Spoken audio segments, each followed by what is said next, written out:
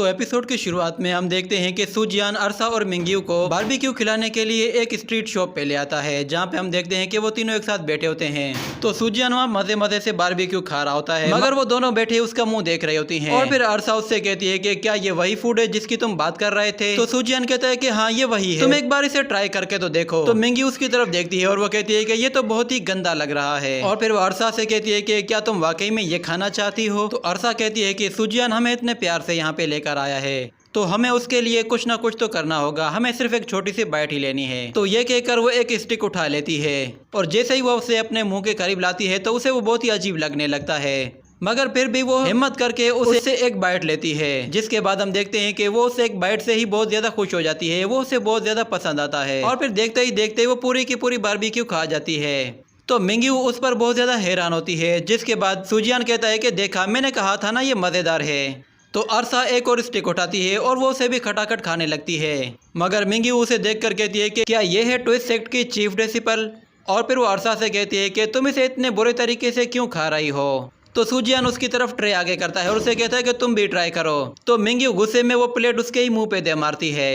तो अरसा उससे कहती है कि तुम्हें एक बार ट्राई करना चाहिए, ये इतना भी बुरा नहीं। तो अरसा के रिक्वेस्ट करने पर मिंगियू ट्राई करके देखती है तो वो उसे भी बहुत ही पसंद आती है। तो वो पूरी की पूरी ट्रे उठा के अपने पास रख लेती है। जिसके बाद सुजियान एक और ट्रे ऑर्डर करता है और दूसरी तरफ हम उस मॉन्क को देखते हैं। वो सफर करते करते बहुत ही दूर आ चुका था और उस मॉन्क के साथ जो छोटा बच्चा था वो बहुत ही ज्यादा थक चुका था, क्योंकि वो मीलों सफर तय करके आया था। और फिर वो मास्टर से कहता है कि हम लोग अभी तक पहुंचे क्यों नहीं? हम लोग तो पूरा दिन आज चलते रहे हैं और अब मुझे भूख भी लगने लगी है। तो मास्टर उसे समझाते हुए कहता है कि सब्र करो, हम बहुत ही जल्द पहुंच जाएंगे, हमें बस इसी रास्ते पर चलना है और हम लोग 10 मील चलने के बाद एक टाउन में पहुंच जाएंगे और फिर हम लोग वहीं पर एक छोटा सा ब्रेक लेंगे।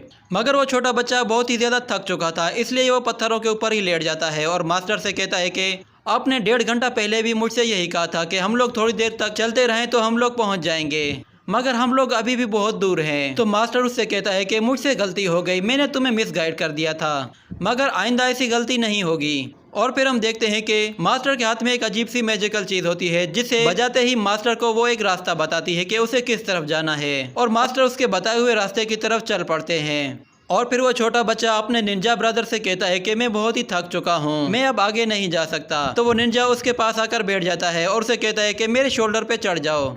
तो वो बच्चा खुशी खुशी उसकी पीठ पे चढ़कर बैठ जाता है और फिर वो लोग अपनी मंजिल की तरफ चले जाते हैं। और दूसरी तरफ हम सुजियान, अरसा और मिंगियू को देखते हैं। उन्होंने बहुत ही ज्यादा बारबेक्यू खा लिए थे, उनका पेट भी बिल्कुल फूल गया था, मगर वो लोग अभी भी भूखे थे, वो लोग और भी ज्यादा ऑर्डर करते हैं। तो अरसा और मिंगियू दोनों ऐसे खा रहे थे जैसे वो जन्मों के भूखे हों। देखते ही देखते वो कई ट्रे एक साथ खाली कर देते हैं। जिसके बाद वो दोबारा ऑर्डर करने ही लगते हैं कि सुजियान उनको रोक लेता है और फिर कहता है कि सब्र करो, मेरे पास इससे ज्यादा पैसे नहीं हैं। तो अरसा उससे कहती है कि बस इतनी सी बात है, ये तो कोई मसला ही नहीं, मेरे पास अभी भी 300 स्पिरिट स्टोन्स हैं। तो ये सुनकर मिंगियू थोड़ा सा हैरान हो जाती है और वो कहती है कि क्या तुम्हारे पास अभी भी 300 हैं? तो अरसा को याद आता है कि उसने मिंगियू को कहा था कि उसके पास एक भी नहीं। तो अरसा को अब थोड़ी सी शर्मिंदगी होने लगती है। जिसके बाद मिंगियू से कहती है कि तुम्हें इसका जवाब देना होगा। तो सुजियान को उनकी कोई भी बात समझ में नहीं आ रही होती कि आखिर वो किस बारे में बात कर रहे हैं। और फिर वो लोग जब ये सब खा के वहाँ से जाने लगते हैं तो फिर हमें पता चलता है कि उन लोगों ने इतने ज्यादा बारबेक्यू खा लिए थे कि सुजियान की आधी सैलरी तो उसी में चली गई थी,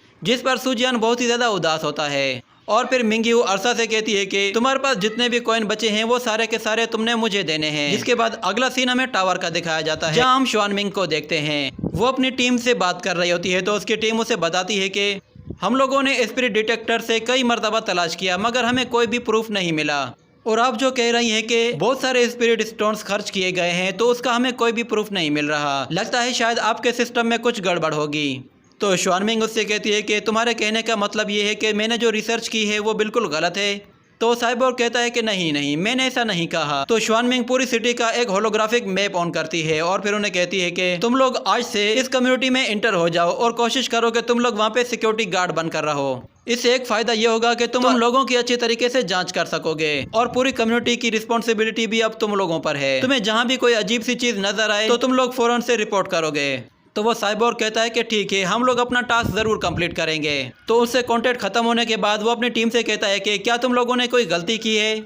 आखिर वो ऐसा क्यों कह रही थी कि हम लोग पूरी कम्युनिटी के लिए रिस्पॉन्सिबल हैं? और कितनी शर्म की बात है, मुझे अब एक सिक्योरिटी गार्ड बनना पड़ेगा। तो फिर एक सोल्जर कहता है कि लगता है कि शाओमिंग को हमारी टीम बहुत ही ज्यादा पसंद है, इसलिए वो इस तरह के टास्क सिर्फ हमें ही देती है। जिसके बाद ये सीन यहीं पे कट होता है। अगले सीन में हम दोबारा से सूजियान को देखते हैं। वो दोबारा कल्टीवेशन कर रहा होता है और वो दिल ही दिल में कह रहा होता है कि इन 3 दिनों में जो कुछ भी हुआ वो सब कुछ अजीब सा है। मैंने स्टार्ट तो बहुत ही बुरे तरीके से किया था, मगर अब मैं बहुत ही अच्छे लेवल में आ चुका हूँ। जिसके बाद हम देखते हैं कि वो अपने हाथों से दो अलग तरह की एनर्जीज क्रिएट करता है और फिर उन दोनों को मर्ज करने की कोशिश करता है और फिर वो प्लैनेट्स के बीच में से उड़ते हुए बहुत ही दूर आ जाता है। जिसके बाद हम देखते हैं वो अपने हाथ से एनर्जी क्रिएट करके उन प्लैनेट्स पर फेंकता है। सूजियान की पावर दिन ब दिन बढ़ती ही जा रही थी और वो पहले से कई गुना स्ट्रॉन्ग हो चुका था। जिसके बाद ये एपिसोड भी यहीं पे खत्म हो जाता है।